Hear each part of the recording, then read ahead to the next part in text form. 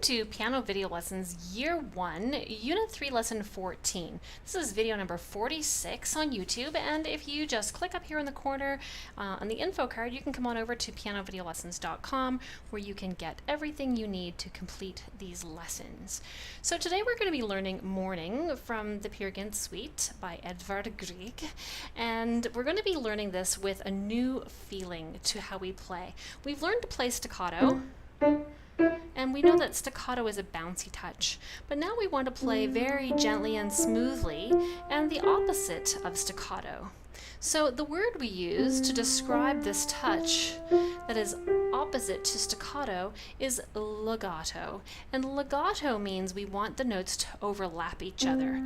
And when we play each key, we're going to play and hold that note until we've played the next one and then release. The next one plays and then release. So each of these notes has its own sound, but it's not distinctly lifted from the note before. This is non-legato because I'm lifting. This is legato.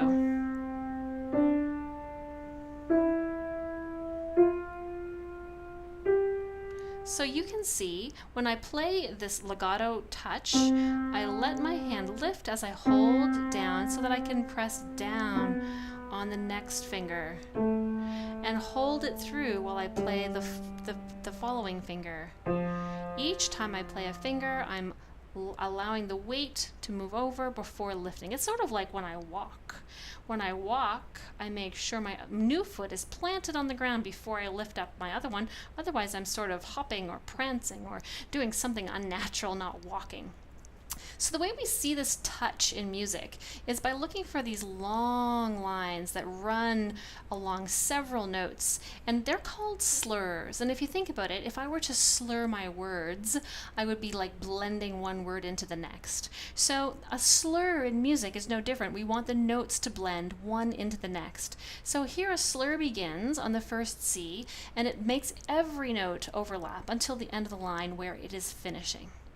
And then on the next line, I have another long line here, another slur, telling me to play the notes legato, smoothly connected. Here I have another long slur line.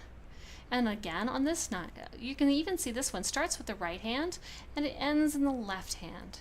But it's still connecting all of these notes in a smooth manner. Same thing on this line.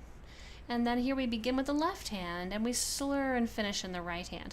So this is just giving you the idea of connecting the sound, whether it be from one finger to the next or from one hand to the next. The note should be holding in until the next one takes over. All right, so with that in mind, let's learn to play Morning.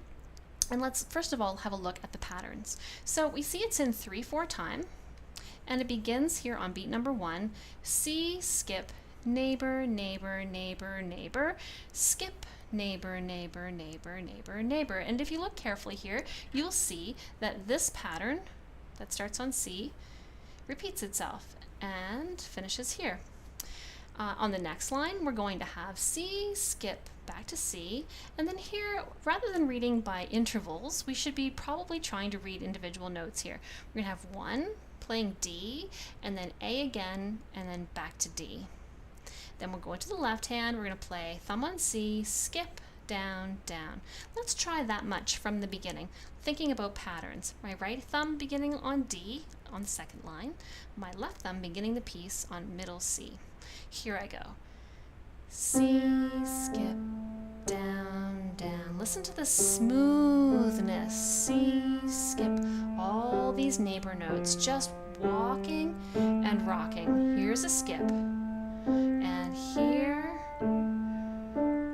here, down, down, hold, 2, 3.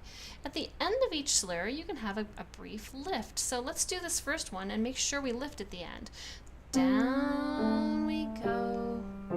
I'm going andante, a nice easy walking speed. Now I'm going to lift right here, and then I'm going to continue in this smooth legato manner for this entire slur.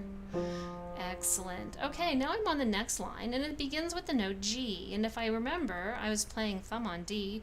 That means I'm going to have my 4 here on the G. So it's going to be 4, skip, down, C, and then I finish with D, and it's D, neighbor, skip. Skip down. So it's just those same 3 notes repeating themselves, going up or coming down. So here we go on line 3. It's going to begin with G. Nice and smooth. And I'm going to lift. And I'm on to the next page. So I'm beginning on G again. So 4, skip, 4, 5. And here we see a 4th. And back up to 5 again, and then we have space, line, line, space. So there's going to be a skip right in here. So skips, neighbor, 4th, 4th, neighbor, skip, neighbor, and then C. Quite a few intervals there. You want to be on the lookout for these. So here we go, beginning with G and legato.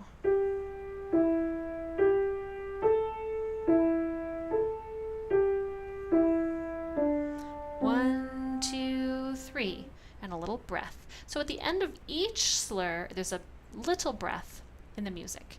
Now we have the next phrase. A phrase is a musical sentence, and oftentimes a long slur will indicate a phrase for you.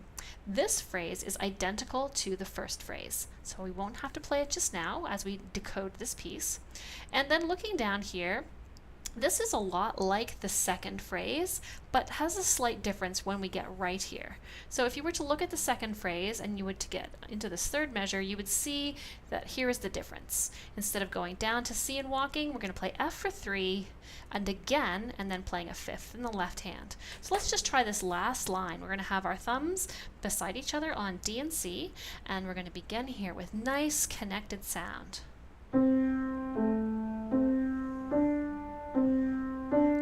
1, 2, 3, 1, 2, 3. Did you notice I slowed down at the end?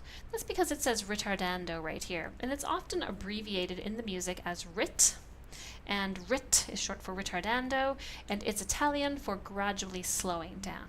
So I'm going to go ahead now and play this entire piece for you, and I want you to listen to the smooth legato, and I want you to check and see if you can hear each of my phrase endings. After I've held the last note of each phrase, I'm going to lift off just long enough to breathe. Ready? 2, 3.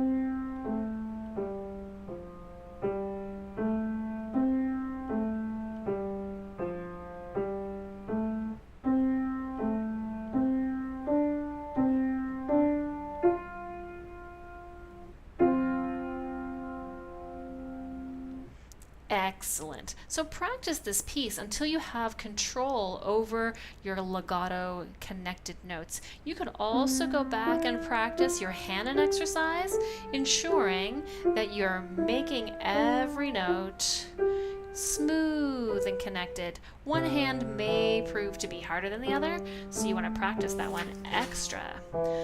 In our next lesson, we're going to learn a new piece of music called Sunset on Sunday, and it's going to use a symbol called the octave symbol that's going to get you playing in a new position